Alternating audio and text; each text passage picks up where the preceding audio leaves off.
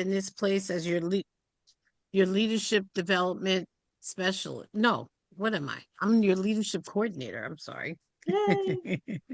I forgot.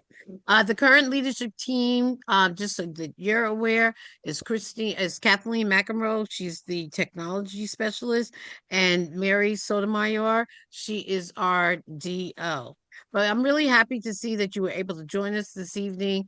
And I'm confident that after you hear the wonderful presentation from Valerie, you'll learn all the valuable tools that you'll need to help you grow as leaders and your respective councils in New York. But before we get started, I just wanted you to know, did you realize that just by participating in this webinar, you could qualify for that wonderful, special, beautiful leadership development pin? What do you need to do? You need to attend or view at least 6 of these engaging webinars, absorb the information that has been presented, and apply what you have learned. And that's to your unit or council. And you have to then let us know how you've implemented these wonderful tools and how you're making a difference. And once you've completed these steps, that's your key and that's your opening, that you've demonstrated that you're a leader and your leadership in action, and you'll unlock the exclusive Leadership Development Award pin. It's not just a pin, it's a symbol of your dedication and excellence as a leader in our community. So before we get to dive in, I just wanted to let you know that, as I said, that there is a special question. So, and Valerie will touch upon it. And this is what you'll need that will help you unlock that opportunity so that you can receive the leadership development pin. And special question is, how do you, and she'll talk about it in her presentation, how do you scan tickets for an event? So that's the question. How do you scan tickets for an event? But before I turn it over to Valerie, I do want to have an opportunity to acknowledge and welcome and allow you to receive our New York State PTA president, Miss Patty Frazier. Patty, thank you for Thanks, Robin, coming. so much. Just a pleasure to be here tonight with everybody. One of the things we talk about in PTA is never trying to take on every job by yourself. It's all about partnerships, and I cannot think of a better partnership that we have right now than with Givebacks. Besides the tools that we can all use, they have so many additional tools that are designed to help our units be the best that they can be on behalf of their families and students. So I'm so excited to be joining Givebacks and all of you tonight to learn a little bit more about the system and how we can use it. So thanks for joining us. Hey, thank you so much, Patty. And I just want to let you know also that we have joining us this evening is Theta. She works for the New York State PTA office. She's also a valuable person, a resource for information prior to everyone coming on. Theta was just giving me some tips. I just had some questions and she helped me out tremendously. Theta, welcome. You want to say a few words? Maybe my dog just started barking. Hi, everybody. I would say Givebacks in general is a great resource, and they have a lot of really helpful tips and kind of how-tos on the website. But if you also ever run into something not working or you have questions on what to do, you can definitely always send me an email or give me a call at the office. I am in Givebacks from the moment I start my day until it's almost the last thing I close out so always happy to help. So Giveback support is also really great, and they're there to answer questions, and they'll have meetings with you, and this is a really great system that we have. Thanks so much, Theta. Thank you. And thank you for all your work that you do. We know that, you're in givebacks all the time, but you are definitely a resource to the PTA community and to the New York State PTA office. So I'm happy to present and to introduce to all of you, present to some, um, present to all of you, introduce to some. Uh, Miss Valerie Licata. Valerie is our Givebacks representative that will give us our presentation tonight and let us know, show us how to be, more comfortable with Givebacks. There's so many various different tools that we're, how you have a brand new car and they have a lot of features and you're like, wow. And sometimes you just use the feature park, drive, reverse. And then somebody else will get in there and say, did you know you could do this? You could do that. You could do this. So Valerie is the person that's going to show you how to really move your brand new car, which is Givebacks, because there are a lot of different tools out there that we're not really taking advantage of that will make our lives as PTA leaders a lot easier. Valerie? Oh my gosh, Robin, I'm gonna have to steal that now. I have never heard it described that way, that it's a brand new car and has all these fun self-driving features, self-parking features, TVs, fancy buttons and lights, and I'm going to use that from now on. I love that. Thank you, Robin. You've inspired me. Good evening, everyone. Thank you, Robin, for such a great introduction. And I'm really grateful that Theta and Patty and Robin have invited me to be here with you guys this evening. My name is Valerie Licata, and I have been with Givebacks for going on 6.5 years. And so I have seen all of the changes that maybe some of you guys have seen. We were horse and buggy, and now we're driving, like the flying car, right? So lots of new things to learn. Definitely, hopefully, some things that you guys will take away today that are like, wow, I didn't really realize that I'm really just using it for these small functions, and there's so much more that you can do. But before I kind of get started, I'm going to go ahead and put in the chat a form. I would love for everybody to click on that form really quick for me, answer the questions there. While I am waiting for you, and I did put that in the chat. While I'm waiting for you guys to respond to those questions, I'm just going to give you kind of a little bit of a history, because maybe more than one person on here is like, I don't even really know what Givebacks is. And someone told me that I needed to be here. So I'm here, right? So I'm just going to kind of give like a short overview of kind of the global thing that the global features that are all part of Givebacks. But we're really going to focus today on the fundraising and store features. So, really quickly, what Givebacks is. Givebacks, oh, I see the chat's popping up. Please stay here. Oh, thank you, Robin. Oh, it's requesting. Of course it is. Hang on a second. Let me go ahead and fix those settings.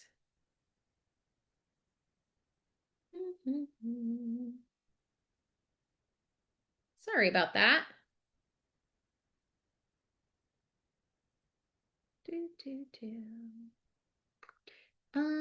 It shouldn't be requesting access. Does anybody else have? Oh, yeah, this is it. Okay, hang on a second. Yes, it is. And also, everyone, if you can put your name and your unit, who you're representing in New York State in the chat, please. Thank you. All right, sorry about that. It should be fixed now. Thank you. So I am now sharing what we're going to talk about today, right? So, of course, what you are probably most familiar with Givebacks about is that we are the reporting compliance manual or module and membership module for New York State PTA. So you're going to submit your compliance there, you're going to submit your members there, you're going to pay your state dues through Givebacks. And so those are, first and foremost, the most important things that you do in Givebacks, which helps you manage your supporters, right? So your supporters are your members, they're your school community, they're your PTA community, they're your larger community, and it is a way for you to organize all of those contacts. And why is it important to organize all the contacts? Because you want to communicate with all of those contacts, right? So you can utilize Givebacks as well to send newsletters, messages, and you have the ability to do that with all of your contacts, segments of your contacts, all of that kind of fun stuff. And And that kind of leads us into what are you communicating about? Well, of course, you're communicating about advocacy, but what you also might be communicating about is the fundraiser that you're doing or the item that you're selling in your store. And that's where our fundraising and storefront really come in handy. And what we're going to focus on today, as well as our rewards. You might have heard about rewards before. It used to be called Shop to Give. We have rebranded it to be called Rewards now, but the functionality is still the same with a couple of new little tweaks of usability. And so we're really going to focus today on fundraising, store, and rewards and point of sale, or what we call in short POS. So that those are the things that we're really going to focus on today. But this is the entire ecosystem of givebacks. All right, I'm going to go ahead and stop sharing for just a second while I pull up this form and see how many we've got responding. All right, we got one. Let me refresh. Let me see if we get a couple more. What I really like about more small and intimate workshops like this is that we can go where you have questions. So, of course, I've come prepared with a couple of things to highlight and show you guys, but I really like an interactive workshop. So, please feel free to unmute yourself, write a question in the chat. Raise your hand and I will unmute you. It is a small and intimate group here tonight, so we really have the opportunity to have conversation and really make the workshop work for you guys. I will also be working in the platform, not really working off of a slide deck, so that also really helps kind of visualize some of the things that you guys might be interested in. All right, I'm going to go ahead and kind of chat through. It looks like we've had a couple of responses. We have a secretary in here. We also have I think this one is, yep, a treasurer. So that's great. And for the most part, it looks like we've used givebacks very little, which is perfectly good reason to be here. And the number one thing so far that is coming up on the survey is that people want to know about fundraising options and how to utilize them better. So that's really great too. All right, and taking a look, it looks like some people are planning some fun runs, some people are planning donation drives, and some people just straight up need some ideas. So we can definitely chat through those things. And let's see. Oh, this is the one I always get a little bit depressed about. I'm not going to lie. I'm going to go ahead and share my screen. Wait, what? You offer one-on-one meetings? Yes, we do. Just like you're on a workshop today where you are seeing my face in a screen and seeing my screen and seeing all of that stuff, we do offer one-on-one meetings for you to have with your CSM, who is Courtney, and she's wonderful. She just couldn't be here this evening. And you can have a meeting with Courtney, and in that one-on-one meeting, you actually work in your unit. So you work in your unit's givebacks. You can do all of the things in real time, especially around fundraising. This is super, super important and super helpful.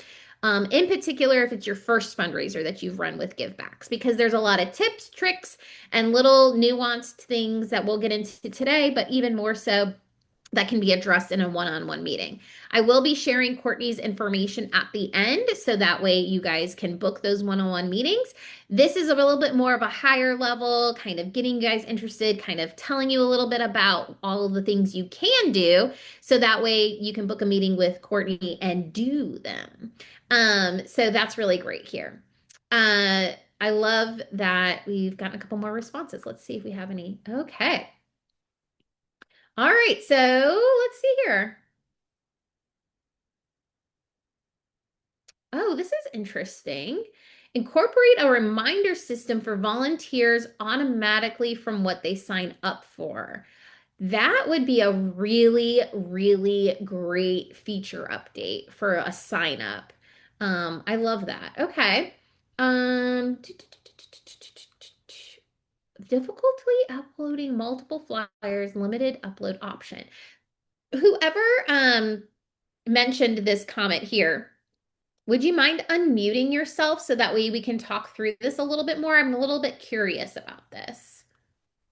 So that would be me from Grand Hey. Avenue and Lawrence Road. So there are times when like it's like for large files, if we're trying Hmm. to share information specifically curriculum meeting slides to our membership, Hmm. it limits us. Or if we're trying like I think for a lot of us, we don't want to bog people down with a lot of emails. So we probably Sure. just email like, a couple of times a month, but there's so Hmm. much information to send out. So when Hmm. we're doing that, it limits us, like it's a certain amount, or maybe it's the type of file that we're uploading. I'm not sure, but I Yeah, do feel like that's frustrating. sure. Excuse me, because it's like what's important, what's not important, but I also don't want to do multiple emails to families either. Yeah, that's a great point. And I want to make sure I'm saying your name correctly. Is it Crystal? Perfect. Yep. Okay, cool. I really hate mispronouncing people's names. But I want to make sure I'm saying your right name. Okay, so Crystal, really quick question on this. Are you utilizing the newsletter feature or the messages feature? The newsletter seems a little bit complicated, so I just do it as a simple email. I probably could be using the newsletter, but I feel like we get a lot You're of guys. intimidated by it. Well, not just that, but I feel like we get a lot of community flyers Hmm. that I think are just as important. So you can't, like, I don't think that I can put the community flyers all over the newsletter. And our principal also does a monthly newsletter. So I feel like they'll be like, well, it's too much. So maybe a simple email is better. And the texting is also a plus sign. Like for the parents that opt into texting, they just get it on their phone. So I Sure. feel like it's a double-edged sword for me. Got it. So I'm going to tell you right now, all of your frustrations will go away if you use newsletters.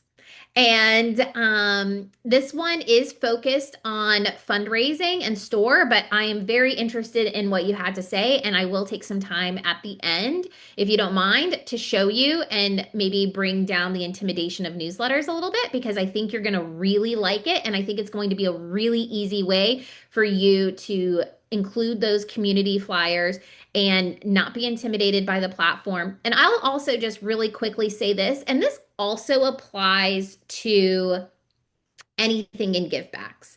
So, oftentimes the what we call it, meaning we at Givebacks, isn't necessarily what we call it in PTA. Oh, by the way, I forgot to mention, I'm a PTA leader too. I just happen to live in Florida. So I have been just about every position that you can be at a local PTA, with the exception of treasurer, because I cannot be tricked. I will not be a treasurer. Sorry, treasurers. And so I do all of the same work that you guys are doing. So I've held positions at local units, I've held positions at councils, and I currently serve on the membership committee for Florida PTA as well. So I'm just as ingrained in the whole PTA world as you guys. And of course, I get to talk to you guys about PTAing and givebacks, right? So all of that to say that don't let what we call it givebacks mean something different, because what we call it in PTA doesn't always align up. And the word fundraiser is definitely one that gets people hung up, right? So just because one of our tools is listed as a fundraiser doesn't necessarily mean that it's a fundraiser for you guys. For example, you might do like a movie night at your school. That's not a fundraiser, right? You guys think of it as a program. Hey, we're just inviting the community to come and see a movie, and we're charging $1, and that's not necessarily a fundraiser. It's just to kind of cover the cost of the movie, let's say. Don't let the word in, like, oh, so we can't use ticketed events because that's under the word fundraiser. Don't let what we call it at Givebacks affect what you're doing. So you mentioned too, Crystal, that your principal sends out a newsletter. So you're like, the principal sends out a newsletter, so we can't send out a newsletter. Don't let what we call it affect how you are utilizing the tool.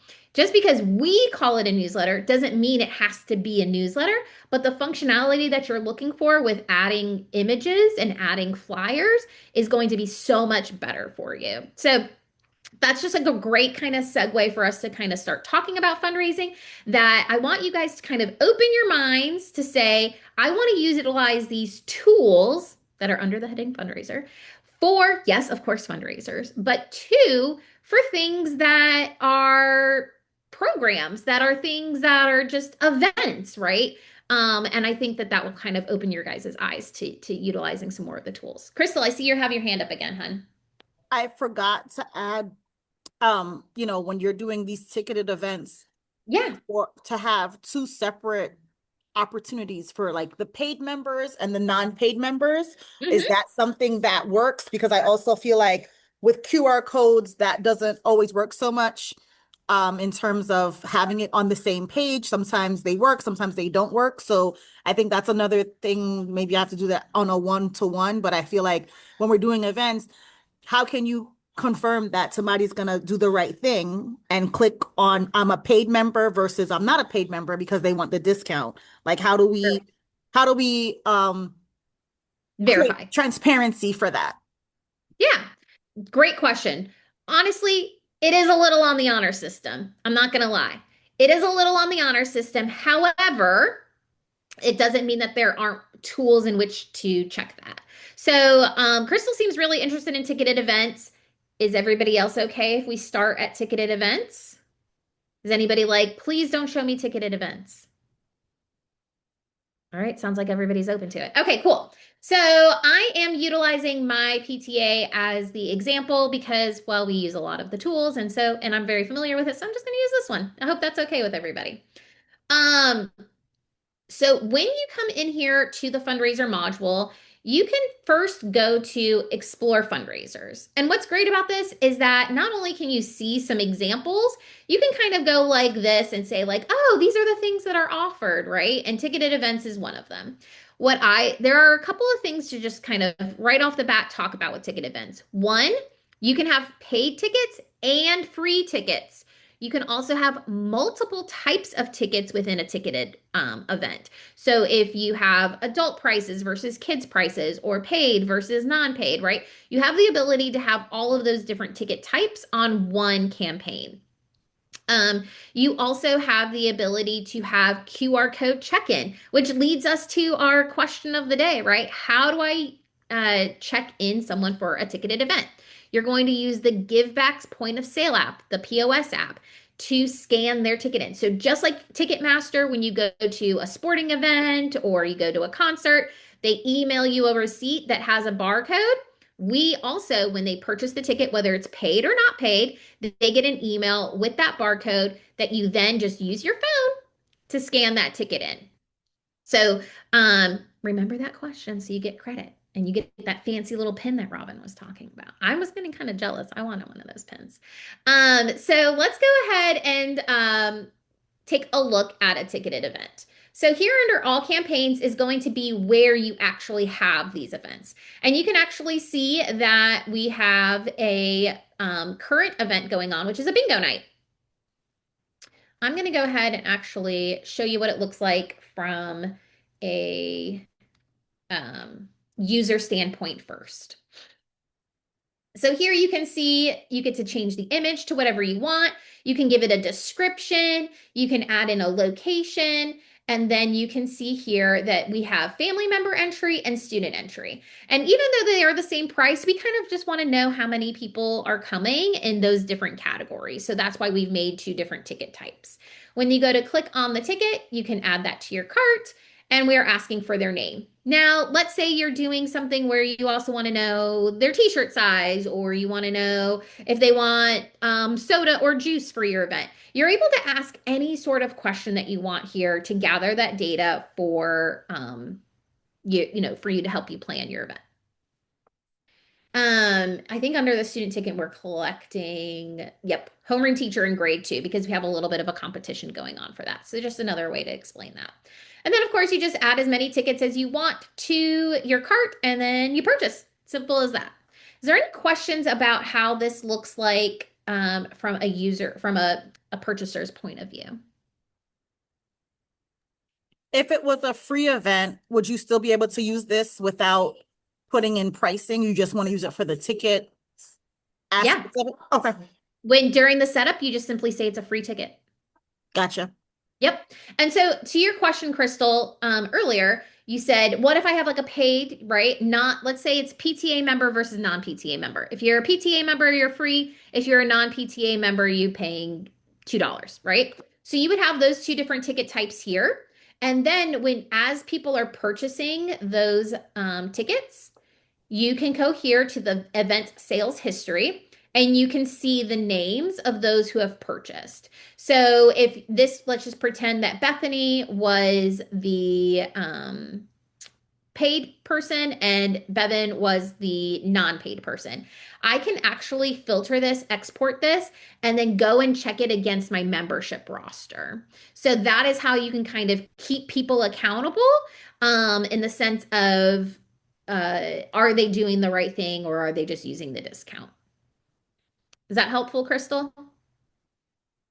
It is. I'm wondering if anyone has done this in the past and just put that they need to, like for paid membership, don't put the price, but when they go in, they would know if they were a paid member or a not paid member, and then they would see the price differently. I don't know. That might be too complicated though. I see what you're saying. You're saying that if they were logged in a certain way, they would see it one way or another. Is that what Correct. you're saying? Yeah. Yeah. We do not have the functionality for Okay. that, Crystal. Yep. But that's a great suggestion, which will also lead me to tell you right here under this question box. When you are logged in, you can always suggest feedback, and I love that piece of feedback. So please make sure that you come back in here and hit that suggest feedback, and you can kind of, decide what it's, you would put this under fundraisers, and you would kind of put your ideas in here. And Theta can totally vouch for this. We are very, very customer centric, meaning that when you make suggestions, when you guys put that feedback in, or you talk to Courtney or you talk to me and you're like, hey, I would really love, I understand it doesn't do this, but it would be really great if it did. And this is the reason why. We are very, very customer centric. We really do make changes based on those kinds of suggestions. So put them all in there. Okay, so let's talk about when we're setting up a ticketed event. You can choose a single day or a multi-day event. Let's be really, really clear about what the difference is between a single event and a multi-day event. A single event is, even if it's, let me say it this way, one ticket purchase, right? So if the event is Friday and Saturday, but they're only needing to purchase one ticket to attend both days, that is still a single day event. A multiple day event would be something like a bingo night, but there's a Friday session and a Saturday session, and they can purchase for the Friday night or the Saturday night. And so that would be the difference here. I have had this hang up people sometimes. They don't quite understand that. And so I just want to be really clear as we're talking through that. I'm just going to throw in a couple of like things in here and pretend to, one of the other things to kind of chat through here is that you do have event capacity. So if you want to say this is I'm selling adult tickets and I'm selling child tickets, but my total amount of tickets, the total amount of people that can come is only 100. You are able to put that. If you don't have any capacity, you simply leave it as unlimited. Another one of the features, I don't want to complete everything. I just want to move forward. Okay. I want to be really clear about how you set up those free tickets. So I'm just wanting to try to get to the next page.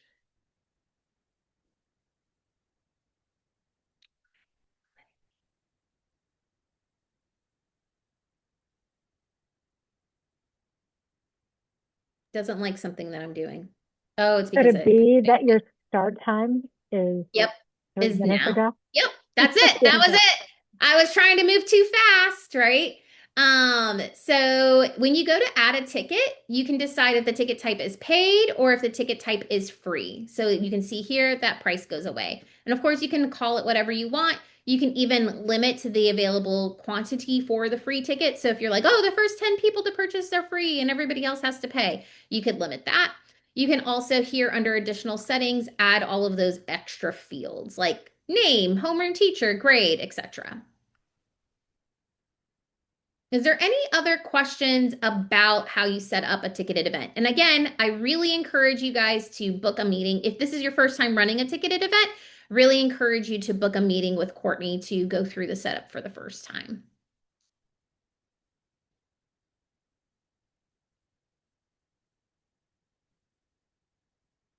Okay, so then everybody's going to use ticketed events, right? Even for their free events? Yeah? Okay. Sounds good. I use this for a grandparents' breakfast, which is a free event at my school, back in September, and I was able to scan everybody in about 15 minutes. We had 150 attendees. That's how quick it can go. Days of old are the Excel spreadsheets with the highlighters and all of that. This was super simple. They just walked up with their phone or they're printed out because they were grandparents, so they did have printed pieces of paper, and I just scanned them in and let them in. And it was super, super simple and a great way to have a great head count because I needed to know how much coffee to have, how many donuts to have, how many pastries to have. And even though it was a free event, it was a great way to have people sign up. Okay, cool. One of the other things that were kind of chatted about in the survey was fun runs. So I would love to show you guys a fun run.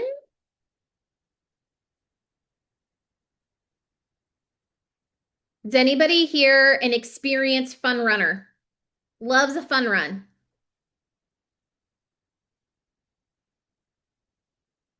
Or are we just trying it for the first time? Not Theta. Theta's not a runner.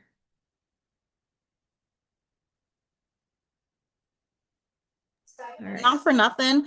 Your amount of members is what I need to know. How did you get so many members to join the PTA? I just saw 626 and you're up 22%. Like I need that type of information. Yeah, this is my elementary school. My middle school actually had over 100% members last year. We had 1,285 and we have 1,110 students. So we had over 100% membership. We're crazy. Don't be like us, Crystal. Don't be like us. We're crazy. It's too much. But maybe do be like this. We can talk later, Crystal. I'll give you tips on membership. Okay, but right now we're going to talk about the color run. Okay, so this campaign is over, but it does give a really good example of what you can do. So when you are doing a fun run or a color run, you do have the ability to have how much you've raised versus your goal, and you do have a thermometer bar. So this thermometer bar is all the way green, but it does kind of go along the ways as you are filling in. One of the other main features of fun runs, reading fundraisers, walkathons, crowdfunding, or not crowdfunding, but donation drives, is that you want to be able to donate to your student, which then also credits their class. We call that peer-to-peer fundraising. So similar to the ticketed event, you have the ability, of course, to change your little images here, to put in information about your campaign. We also had school-wide goals that we were highlighting. And here under what we call the Leopard Center, just because we like to be cutesy and use our mascot, you could call it the Student Center. You can see a class leaderboard as well as his student leaderboard. You'll also notice that with the student leaderboard, you can customize, or the parents can customize the students' pages. One of the other really great things about our fun runs is that you guys as organizers can decide to either preload everybody in or have the parents register the students themselves. That is entirely up to you. There are benefits and disadvantages to both ways that you can definitely chat through with Courtney to make the best decision for your organization. But either way, you do have the ability to have classroom pages and student pages. You also have the ability to put in prizes. So whether your prizes are based on minutes read or laps run or donations received, you do have the ability to build out that prize report. And that prize report can help you fulfill those prizes during, well, not before, but during and after a fundraiser, depending again how you want to run your fun run. We really focus on classroom prizes more so than individual prizes. That's just how we prefer to do things, but you do have the ability to do it either way. We will go and search up a leopard. And she looks nothing like me. I don't know this child at all. And you can see here that we can customize the page here. The students can put in their own goals and they can even highlight some information here. Families can send out this direct link so that they can donate straight to that child, or if they have multiple children in the school, they can give them the overall link. And then, like if I was donating $100, $50 would go to one student and $50 would go to another student. What are our questions about fun runs or reading fundraisers or any of those kind of peer-to-peer fund run or fundraisers, excuse me? Come on, it was the most exciting one that you guys had. All right, Crystal, you coming in for the save. Tell me what's up. Well, I don't know that our school would even raise $30,000, but I'm excited. I don't know what y'all did, and does this remind them as like I guess what is the from a user point of view or like a family point of view that's not in Givebacks? Is it giving them updates frequently or reminders frequently? Do we have to set that up? How does that work? Those are real, Crystal, you are coming with all. I did not plant Crystal in this workshop. I just want to be really clear about that. Crystal and I have never met, Never. and she is just feeding me all the great questions. So they do get updates when someone donates to their, well, let me say it this way. When they register their student, they can opt in to receive updates when someone donates to their child. So if they don't want to know, they don't have to know. But when they register, they can choose, hey, I want to know if someone donates to my child. And so then they will get those email reminders. Now, as far as reminders, which I think you're kind of more getting to, reminders like, hey, has your child reached their goal? Or here are the new things that we're doing for the fundraiser, or make sure that you're passing out your link. Those kinds of communications are going to come from you. But the benefit is that if you are utilizing Givebacks communication, which you already told me you were, and you're utilizing Givebacks fundraising, you are able to make a list of people who have registered their children and send the emails out to them directly. So you are creating that content, but we've made it really easy for you to send out that information. And again, I don't mean to like toot Courtney's horn, but she is a really great resource for that type of thing. So she can give you some ideas of what to promote. She can give you kind of some tips and tricks of cadences for that sort of stuff. She is free to use, and you can use and abuse her. I give you permission to ask her all of your questions, Crystal, and really lean on her during your campaign. And that goes for everybody too, not just Crystal. So I have a question. Yeah, If we're okay, so if we're this is my first time trying to do like a quote unquote fun run, color run. sure. And so if can I utilize my one-on-one just to get guidance on how to set it up and what we can do? It's a little different because it's for a high school, but Sure. would I be able to get access to utilize my one-on-one for guidance on that? Yeah, absolutely. And let me just be really clear. This is not like you get one and you're done one-on-one. Okay. You can have as many one-on-ones as you need to make your campaign successful. On average for a fundraiser, I would say two one-on-ones, sometimes three if they're like super complicated. So you usually have one for setup. You usually have another one maybe right before you go live or right after you've gone live. And then Mm, if there is a need for a third one, it's typically, towards the end or after the campaign has ended. Now, great. just because I'm saying that that's the average, does that mean you can't have more? Like, yes, you can have more. It doesn't mean you have to have three. By all means, no, you can just have one. But it Okay, well, is a that's a resource that secret you don't need to tell me, but that's great to know. And I'll also say too, like unlimited emails, right? Like, what we really strive for here is as much or as little handholding as you want. We are custom to you, and we are free to use in the sense of support in that way. So, it's That's not limited awesome. to, yeah. Well, we think so. It's not No, I limited think to, it's good because, like I said, in the beginning about the new car, yeah. we're only using it for one, for membership, plug in your membership, and there's just so many other features that we're losing out on. And I just think that even the one-on-one, and I think I had the opportunity to talk to customer service, and they were phenomenal. And Okay. so it's definitely, like I said, I'm getting in the process of planning. This is the first time for our school, and it's the first time for most of the time when I speak to those who have done some fun runs or color runs, it's usually for like a middle school or elementary. So it's a little different. It is. And so I'm excited to try and do this, and I'm excited to know that I have Givebacks as a partner to help me be successful, which is great. I couldn't have said it better, Robin. I'm just You going to see carry me? you I'm around in good my with pocket. marketing, girl. I know. I'm just going to carry you around in my pocket. You got all the good ideas. I do. Uh, I will email you later because I do have some tips and tricks for high school because it is a little bit more unique at a high school level, Thank versus you. like an elementary school. Just because, I have a high schooler too. What are they interested in? Nothing except for food. Gotta be food motivated. Um, okay, so I am just gonna go ahead and briefly talk about a couple of other things before we move over, unless somebody else had another um fun run question or a peer to peer. Because really, truly, whether it's a fun run or a reading fundraiser or a spellathon I've done before or a mathathon, the functionality is the same. You're just the activity is different. Um, but is anybody feeling awesome and inspired besides Robin?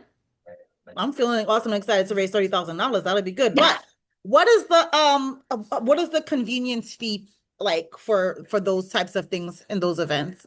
Yeah, that's actually a great question. Let me go ahead and kind of let's see if I can do this in here. I want to give you a visual, but I don't want to mess anything up. Okay, perfect. Oh, it's not going to let me. Okay, hang on. I gotta pretend to start a new one again. I just want to give you guys a visual really quick. Okay, so here under payment settings, you'll see that you have two options under fee type. You have processing fee and you have tip model. I'm going to talk about the processing fee first. So if you choose the fee type of processing fee, then you have three choices that appear over here under processing fees. Can we say fees more times? Okay, you have your type and then you have how it's going to get paid. So when you choose processing fee, it is 10.4% plus 30 cents per transaction. But once you select that, you get to decide how that 10.4% is paid. Are you going to ask the donor at checkout, which means they have the option to say yes or no? If they say yes, then they pay it. And if they say no, then you guys, that is paid out of your profits. If you decide to absorb all of the fees, then that is just taken out of your profits. And if you choose to pass the fees to your donors, then they just don't have a choice. They do have to pay those fees. Every community is different. Everybody's going to make a different choice, but I'm going to talk a little bit about why you would maybe make one of these choices over the other in just a second. If you are thinking to yourself, I don't want to do the 10.4% plus 30 cents, I actually want to talk about the tip model. So, with the tip model, what that means is that the organization, the PTA, will only pay the Stripe fee. The Stripe fee in the fundraising platform. Also, let me go back and say this is for ticketing, this is for crowdfunding, this is for auction, this is for peer to peer, this is for any campaign. You get to make a different choice for each of those. But in the tip model, you're going to say that as the PTA, we're going to pay the Stripe fee, which is 2.9% plus 30 cents. You have to pay it on every transaction. That's just the way the tip model works. Your donor has a choice and an option to tip. They can tip $0, they can tip $1,000,000, but whatever they do tip comes back to Givebacks, offset our fees. Because when you are utilizing the tip model, the 2.9% all goes to Stripe. And so if they tip, then they're tipping us, and it's just so that we can offset that 10.4%. So let's talk about that 10.4% and why you would maybe make these different choices. For me, for ticketed events, 9 out of 10 times, I'm going to pass those fees on to my donors because my tickets are usually $10 or less. And on 10.4% plus 30 cents, that's $11.50. That would be $1.50. So they're paying $11.50 versus $10, but I get to keep the entire $10. In my community, that works. That they don't even bat an eye at it. In your community, they might. So that's just one option. I also tend to, so any ticketed event, any sort of purchase that someone's making, I tend to pass those fees on to the donors. With crowdfunding, with donation drives, with fund runs, I see passing those fees on as well commonly, but I also see ask donor at checkout pretty common. In fact, when we have noticed when people do fundraisers within Givebacks and they do the ask donor at checkout, 70% of donors will occur the fees and about 30% will pass them back to the organization. So these are just choices that people make. Almost nobody chooses to absorb all of the fees, except for in auctions. Sometimes in auctions, people will choose to absorb all of the fees. But those are auctions that are doing like I have an organization that I work with that does a ginormous auction. Like they're always giving trips away to like Italy and Greece and like African safaris and things like that. So they choose to absorb all of those fees because people are paying like tens of thousands of dollars for those trips. So that's not every community. If you're doing an auction that's like a couple of gift cards to a couple of local restaurants or something like that, you don't, you can pass those fees on. We're not talking about big bucks, right? But those are kind of some reasons to choose different options. And this, again, I feel like I'm just talking about Courtney, is a great thing to talk through with Courtney to help make you make that decision for your community and for the goals of your fundraiser. That was a lot of information. Somebody's got to have a question about it.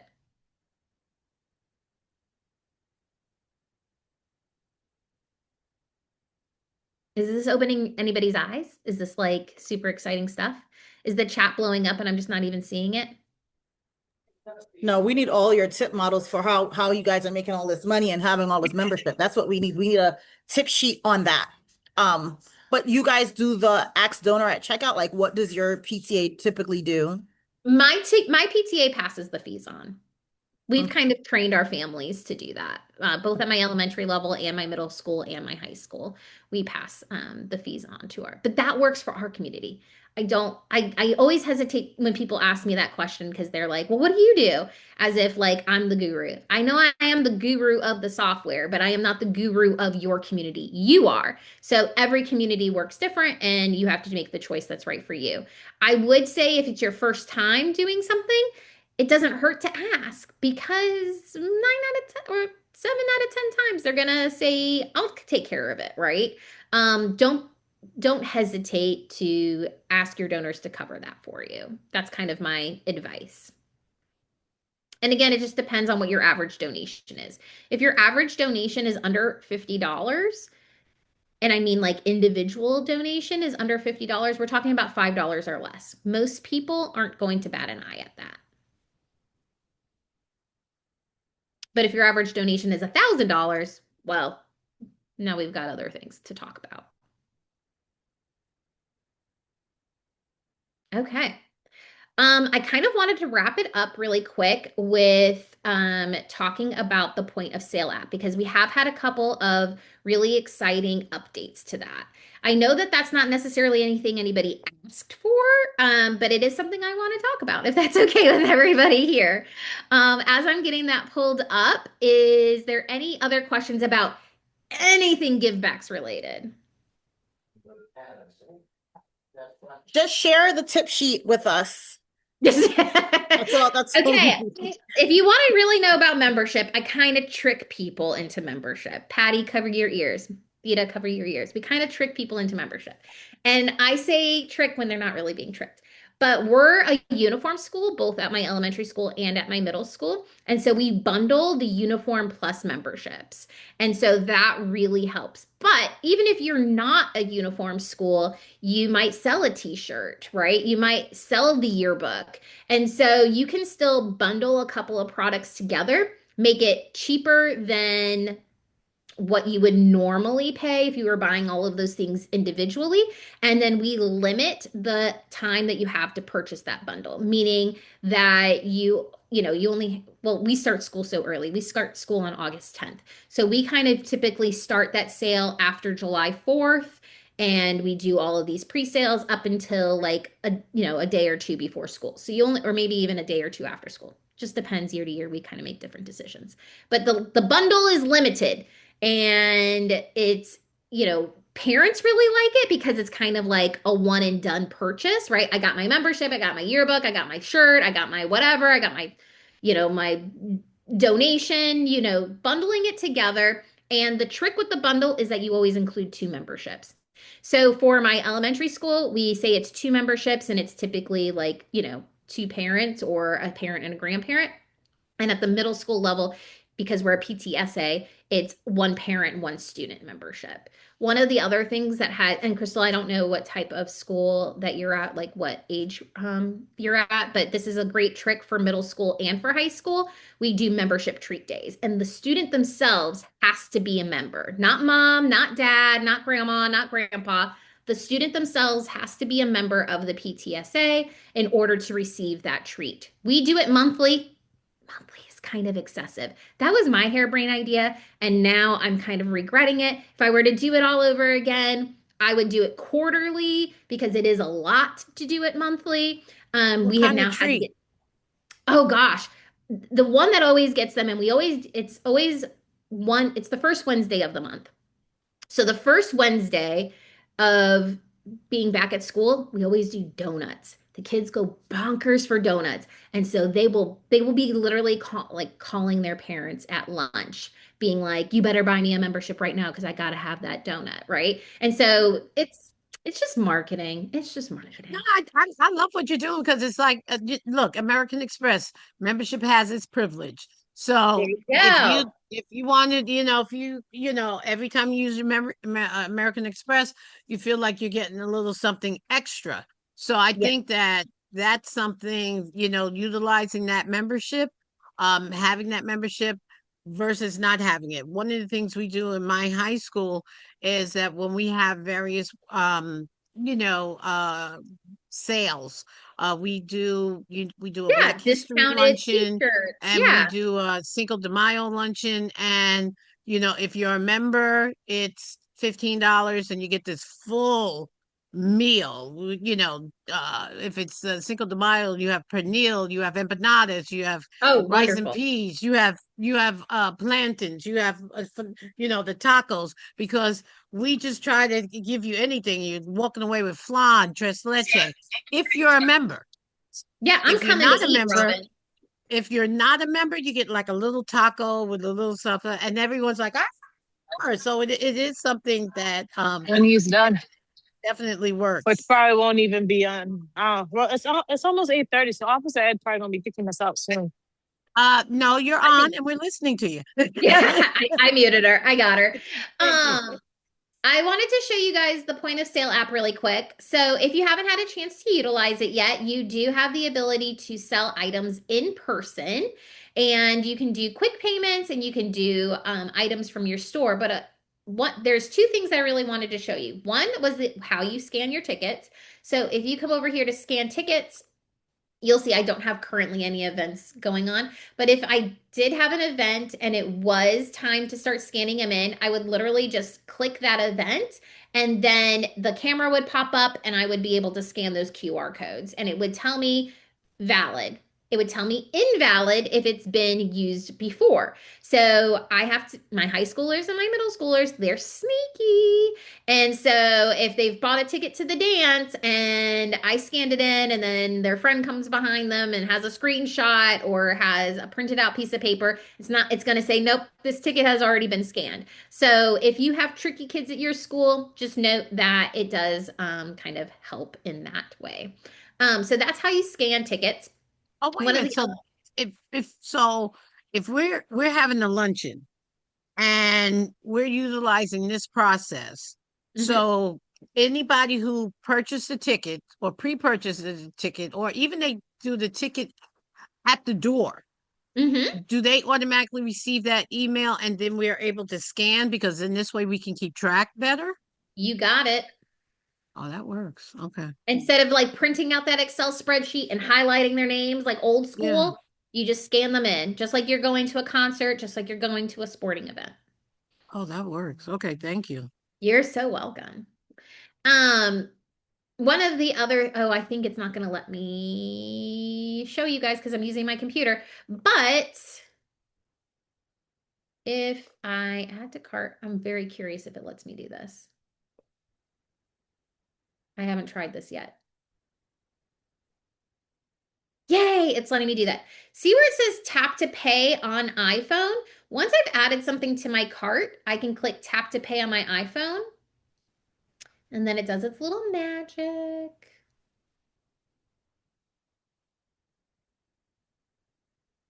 And it's taking a little while, and I'm gonna hit done, and then I go like this, and I go check out. You'll see. Oh, yeah, that's what I thought. It's not gonna let me do it while I'm mirroring. But if I wasn't mirroring, I would literally be able to take a card by it just tapping on my phone, or I could do phone to tap. This works on all iPhones. So tap to pay is now here, and you don't have to utilize the swiper device anymore. I know that that was a limitation for some because they couldn't justify the cost of purchasing the swiper, but now you do not have to have the swiper. You can do tap to pay. Is anybody like, woo, ah, and super excited? Is this new news or is this old news? Okay, we got some excited emojis. I like it. I like it. All right, one of the other things that I just wanted to show you guys really quick, and I appreciate your patience. I know it is 8:30. Is here under the so the Givebacks point of sale app is just for admins, right? It's just a way for you to take in-person payments, to scan tickets. That's really the functionality of the point of sale app. The other Givebacks app is for everyone, and this is how people can utilize rewards. They can view their purchases, and they can use what we are now calling pay with rewards. So you'll be able to see that these are the organizations that I'm a part of. And there's even a little announcement about pay with rewards. But when I go over here to rewards, I can see all of the places that are nearby that I can earn rewards at. And when I click here under account, I can see my tickets. So if I had any tickets currently, I would see them here. That's where my QR code is going to be. I can also see my membership cards here if I have more than one, which I do because I'm crazy. And then I can also see my available rewards balance. And what this means is that I can actually use this $11.86 to purchase things from my PTA. So my PTA's membership is $10. I could actually use this money that I've earned through rewards to pay for my PTA membership, and I'm actually out $0 because I didn't even pay money into this wallet. I just went out to eat. I just went to purchase things that I was already going to purchase, and I earned that cash back. And now I can use that cash back to purchase things from my PTA store or make a donation. So this is a really great resource for you guys to even increase your membership in the fall. Get people to join the rewards program now, get them to sign up, get them to go and dine in and shop around, and then you can encourage them to purchase their PTA membership or make a donation in the fall because it does add up quickly. So there was a question, in regards to the New York State does not allow the students they no longer have a cell from bell to bell. So if they come in with a printed QR code so Yeah, that they it can still get works. into that would be okay. Yep, still works. And there's Okay. other ways to check people in, and we can go into details about that too, Robin. It's not the only way to check people in. It's just a convenient way to do Look at it. Valerie, you and I gonna be best friends. I got you one on one. We got it. Thank you. One of the other really highlights to downloading this app for your families is that they can see all their purchases across all givebacks. So you can see here, I have purchases from my elementary school. I have purchases from other schools where I've purchased membership. I have purchases from my middle school. I have all of my purchases from the end of time saved here for me to refer back to. Because if I'm freaking out and I can't remember if I bought the yearbook or not, I can actually go back and check out my previous purchases. So I think this is really beneficial and just another reason to give your families to download the app. And whew, I'm going to breathe now. Questions, thoughts? So, Crystal had asked, when you gave that demonstration, Mhm. that it seemed like you're an iPhone user. She just wanted to know, does it work on Androids and Samsungs as well? Both apps can be downloaded on Androids and Samsungs. Tap to Pay is specific to iPhones, and that is because they have the technology. It's not a Okay. givebacks thing. It's that iPhone or Apple has embedded like a special chip in the phone that allows you to take payment on the phone. Those other phones, as far as I know, have not created that chip yet. Okay. Okay. Um, so, I think she was asking about a Samsung Oh, yeah, tablet, it's but the same. It's just this is it's not even iPads have it. They don't. It's just right. iPhone. Right. Well, first of all, I just want to thank you, Valerie. And I'm like you. I appreciate the more intimate gathering because you were able to answer and ask us questions one on one, which was sometimes it's a lot better than a rehearsed, webinar where you have the various pages and we're going to go to this page, that page. This was uh very, very welcoming. I really enjoyed because one question will create, questions from others, um, and I definitely appreciate you coming on and spending the time to educate us. I know that you covered the special question, which was how to do the scan the ticket for an event. I know you covered that. But I just want to thank you again, on behalf of the New York State PTA, just taking the time and, helping us to be better leaders and utilize this tool. Use our brand new car. You With too, all the yeah, use features. all those fancy features you just paid Yes. for. Except you Learn didn't pay for learn them, you how got to them for open free. up the sunroof, just Real quick before we go, I just want to put the meeting link for Courtney in the chat. So if anybody wants to grab it, so you guys can finish wrapping up. I'm just going to grab that really quick. Okay. I'm gonna turn it over to Patty and if she has any final remarks, she can do that at the time. You put your thing in the chat and I'm definitely gonna jump on it too, get my one-on-one time. Well, I just, again, every time I have a Givebacks presentation, I just wish I was back in my elementary PTA, middle school PTA, and even high school PTA days, because life would have been just so different. But I'm so excited that we can talk about these things, and especially in this setting, Valerie, you made it seem so easy and attainable for all of us. And there's just so many different uses. Like, I love PARP, which is our Pick a Reading Partner program. And, I'm thinking in my mind, well, maybe we can just count our minutes through givebacks and count our pages read, and everything will be collected, and it's just so wonderful. And I have also experienced those lines where people are waiting to get in, and to have something so easy to scan, also wonderful. So we are so thrilled again for this partnership and the work that we can do together. And yes, we missed Courtney tonight, and we're going to all just send Courtney some good thoughts, um, all together as a group. Hopefully, she'll be able to join us next time, but family first, and that's the way we all are in PTA as well. And so it's so great that you were able to take the time so quickly and jump in and help us out tonight, and we so appreciate it. Of course, I had And, some bef- fun with you guys. and before we do our final send off, our DO is here. Mary's Sotomayor, we're going to give her an opportunity she was here for the majority of the presentation and just give her some remarks at the end as well. Thank you, Robin. I'll keep it brief. Thank you so much, Valerie. I mean, all the things you shared was invaluable. Givebacks is an amazing piece of software. I'm glad we have it. Thank you for being on with us.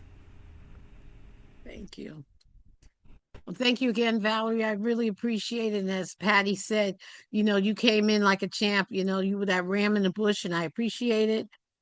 Because the information that you gave me, and I've already clicked that thing. As soon as you put it in the chat, I said I'm getting my one-on-one. And please email me with the high school tips. I would definitely need them, use them, and I got value you, them. girl. Thank you. And we're Thank going to you. make her share them with everybody. But on behalf of the New York State PTA, I just like to thank everyone for coming in and joining us. And we hope that you have a wonderful Wednesday evening and the rest of the week. And, you just, yeah, again, these webinars are here to help us become better leaders in our units, councils, and just better leaders overall. So thank you for taking the time to join us. Thank you. And don't forget, we recorded this, so it will be posted on the website so you can come back because there was a lot of information and you might not need it right away, but when you do need it, you can just watch the recording back to get what you need. So that's going to be just a day or two before it's posted. Thank you very much. Have a good night, everyone.